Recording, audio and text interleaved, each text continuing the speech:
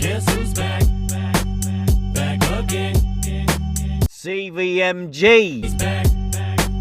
Tell a friend. Doing today, I wanted to start off by saying thank you for letting me have such a great weekend. I'm so glad I get to take Sundays off now, and y'all are just totally cool with that. I uploaded Pokemon and you were totally cool with that. But yep, we are back to our regularly scheduled uploads of Heroes War Counterattack. And you know what? I have not actually gone over guild raid strats on this channel yet because our guild was like consistently maintaining the #1 spot, but we're sort of falling away from the #1 spot. Our best members are quitting for other games. They're getting bored, you know, whenever you are #1 in a game for just too long, and then like especially too fast, you get bored and you quit. So now we're falling behind, so I might as well just give away the strats. I'm not going to give away like the pure like exact strategy that these top members on my guild are using so that you could like get freaking 17 million. What is that? 1.7 million? That's nuts.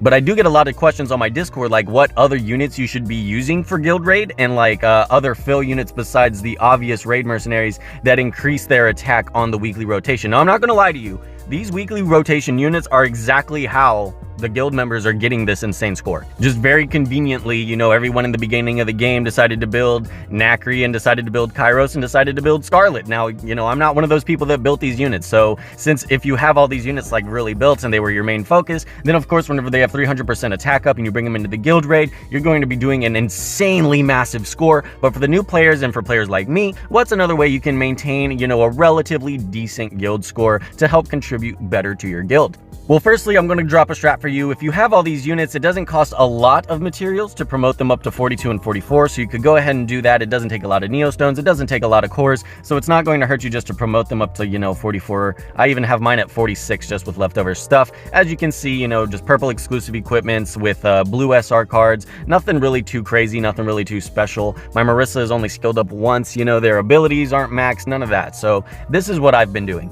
We take a look at the stats. It's just, you know, decent stats for pretty much any character, you know, running attack percent, crit rate percent, attack percent, and you can pretty much swap this to any character. If you click equipment, click on the magnifying glass, and you go to fix temporary, for example, we'll just pretend next week is Nacri week, right? So what we do is we take, since it's Marissa week this week, we have this equipped specifically set to our raid attack percent up mercenaries in rotation. We hit fix temporary, swap it to Nacri next week, hit apply, and then Nacri can take advantage of those equips too. So that way you don't have to fully build an entire set of equipment for every single unit. You could just swap this over and over and over, like across the weeks for whoever's in rotation at the time. So we're still going to be planning on taking 1 or 2 of the raid attack up mercenaries, but for other units that you could bring that are relatively good for all situations and you don't really have to worry about if they have an attack boost or not, are going to be 1, Bannon. This is a big one. There's a strategy with the raid boss where whenever he goes to do his shield, if you break his shield before he gets his next turn, then he actually takes 25% more damage for the rest of the turn. And that is the point where you want to make sure that the boss's defense broken, and that your team is attack buffed. You have your rage skills and you could just unload with all of your highest multiplier rage skills, highest multiplier abilities, while the boss is 1, shield broken, and 2, defense broken, and your team is attack buffed. Bannon helps maintain that attack buff. On top of that, whoever the boss is attacking, you know, focusing with his slam attack that stuns, that does a decent amount of damage. So if you want, you could put this heal right here that puts life drain effect on that unit that's getting targeted by that, so that whenever they attack, they can recover HP on their own whenever their turn cycles, instead of solely relying on the healer to be their main source of heals. So I'm always sure to bring Bannon, because not only does this skill, the third skill, give you a 2-turn attack buff, in case that is not enough, or like you drop your attack buff at the wrong time, you can also use his rage skill to increase attack buff as well. As long as it is skilled up under an SSR card, an SSR rage card, it will also grant an attack buff to your entire team. You need to skill it up all the way with a little bit of accuracy to make sure it's 100%, but it's just a nice little backup attack buff as well. Now, I'm also going to be clicking on the speed for these characters because the rotation is actually important. As we know, the boss's speed doesn't change, so you want to make sure that your units are speed tuned in turn with the boss, so that like you can get a speed break right whenever the boss's attack bar is very low. That way it has to build all the way with speed break. Same thing with the next unit we're going to be talking about. I bring Nadine, and I'll tell you why in a second, but I have it set to where, you know how in the very beginning of the raid boss, the boss is just breaking out of chains. Like every time you take a turn, he pretty much breaks out of a chain. So it's kind of useless to put debuffs on him at that point, because if you put a debuff on him and he just breaks out of the chain, that still counts as a turn, and it ticks off a turn of that debuff. So it's a wasted debuff if you use it too early. Nadine's speed right here is at 896. Now this is very important, because at 896 speed, or around the 895 mark, is right whenever the boss rips off all his chains. So at 896 speed, Nadine will be the last in my turn rotation. The boss will have taken off all of his chains, so he stops taking turns so quickly, and then I can speed break right after he breaks his last chain to ensure that it takes him multiple turns to get that speed break off, instead of just getting it off initially. Same with defense break. If I chose to do the defense break skill, she's not going to defense break him, and then he's essentially just going to drop it off immediately by breaking out of chains. And of course, she brings the ability to decrease attack bar as well, so that if the raid boss is defense broken and speed broken, and they're about to take a turn and drop it off, or if you just need to at some point in time, you can decrease the boss's attack bar by a very large margin. Pretty much half of its entire attack bar. You can just push back so that it has to fill that attack bar again, and if it's speed broken, it essentially takes the time for it to fill an entire attack bar to fill it half of the way. So if it's at 0 attack bar and it has to fill all the way back up to 100% with a speed break, it's going to take twice as long to do so. And last, I like her Roar of Lion skill is very useful for this too, because I like to have her front line to try and eat the stun, and then if she is low on HP and she doesn't have a heal readily available to bring her back to full health, she can use Roar of Lion to help increase her health as well. Plus, if your rage card is skilled up, it will supply her a defense buff as well.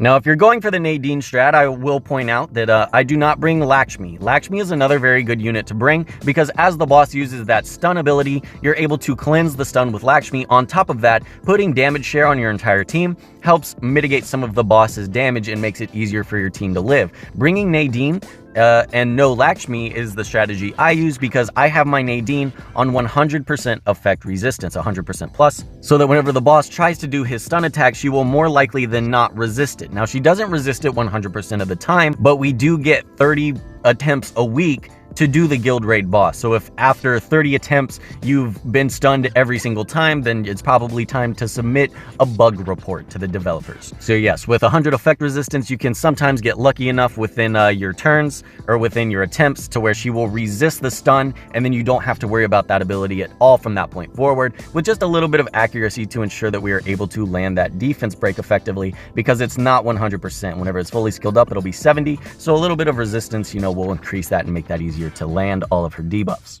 And the last unit I use just pretty much in every single run is going to be Tala, because for a few reasons actually. One is going to be her versatility. You can choose to put down this Hunter's Flag if, for example, on a turn where the boss is about to take a turn and he doesn't have a defense break, or you don't have an attack buff, and you don't really want to waste your second skill cooldown multiplier whenever the setup isn't correct, you can put down your Hunter's Flag for even more setup to increase the crit rate of your team by 40% as well. So if we see my Marissa only has a 74% chance to crit, with the Hunter's Flag, it's going to be well over 100% chance to crit at that point. Same with my Anastasia that I'm using for this week. At only 56% chance to crit, that's not that great, but with the Hunter's Flag buff, we're essentially sitting at a 96% chance to crit, which is very nice. On top of that utility ability, the utility of that ability, on top of that, we also have her Rage skill, which does a very good amount of damage. It hits 3 targets, but if there's only 1 target, it hits the same target 3 times.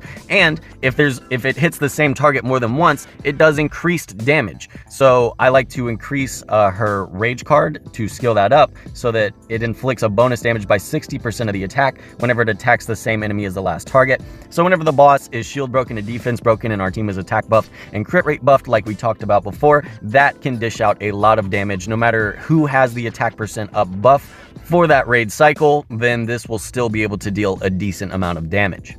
Plus, just the multipliers of her second skill and first skill are very nice as well. Second skill, of course, 220% of the attack. That's not even fully skilled up. That's a pretty decent multiplier. And the last situational unit I like to bring, just completely ignore the equipment right now. That is, that's like that for a reason, trust me. But I like to bring Amy for a few reasons. One of the main ones being this Rage skill can do a lot of damage, 56% of the attack 7 times. So that's like a 380% multiplier right off the bat. So having a skilled up Rage card on that is very very good. Plus, it puts an attack break on the boss. So if the boss is attack broken, all of his abilities are going to be dealing half damage for that duration. The attack break goes up to 3 turns, so that's essentially a lot of turns from the boss that you don't really have to worry about him dealing that much damage to you. Now, of course, on top of the rage skill, whenever we use that during our setup of the boss's shield break, she also has this killer mind that whenever you put on, it doesn't explode until the boss takes his next turn. So again, if you're sitting at a point where you don't have attack buff, the boss isn't defense broken, and you just don't have your proper setup, you can put that on and try and get your setup off in time, so that by the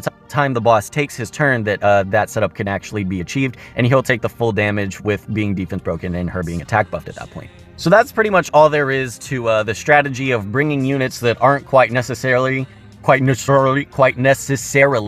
the Raid Mercenary Attack Up bracket of the week. So I saved one attempt for us so that we could test it out, and you can kind of see how my rotation is working. I am using 2 of the weekly units, not very built, but again, my Nadine, Bannon, and Tala that we just went over. Plus, this is also a good week to bring Nadine, because Marissa actually has a defense break on her second skill as well. So it's like having a little backup defense break in case the first one doesn't work out too well. So let's go ahead and start the battle, and I'll show you pretty much in real time how my strategy works. This just pretty much helps me consistently get 500k plus, which is decent. You know, it's not great, but it's not bad either. I mean, I don't think you'll get G-kicked at 500,000 damage yet. So Bannon first skill, we don't use attack buff or anything yet because we don't have the setup of defense break. Same thing with Anastasia during this week. This third skill actually hits a lot of times, so we definitely want to save that for when we have setup. We'll use first skill. Tala, again, no setup, so we could use the crit rate flag right now, and that way we could ensure that the rest of our team, whenever our setup is achieved, starts doing, you know, the proper amount of damage that they should be doing with defense break and attack buff. Defense break land, perfect. My Marissa doesn't have, you know, a godly amount of accuracy right now, so it's possible that that could not land. And then I have to defense break with Nadine, but since the defense break landed, we could attack speed break the boss. And if you saw, his attack bar was actually like at base, pretty much at 0 whenever I use that. So my whole team is able to fill attack bar, you know, a lot more efficiently, while his is only increasing at half capacity. Now at this point, we can attack buff our entire team, should be in the range of that. Nadine was it, but you know what? You win some, you lose some. We'll go ahead and group everybody up a little bit better. The closer you have Anastasia, the more hits this actually gets off. So we'll use this and watch how much damage this one skill does just with the setup. He's at 26,000.